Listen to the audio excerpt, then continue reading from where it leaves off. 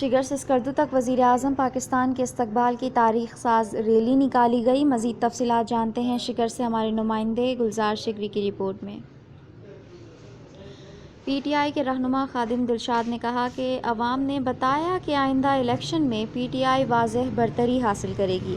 پاکستان تحریک انصاف کے رہنما خادم دلشاد نے کہا کہ وزیر اعظم پاکستان عمران خان کے استقبال کے لیے شگر کی عوام کی تاریخ ساز ریلی پر عوام کے مشکور ہیں۔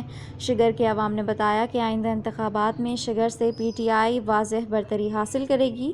وزیر اعظم کے استقبال کے لیے ریلی میں شگر سے 200 سے زائد گاڑیاں اور موٹر بائیک شامل تھے۔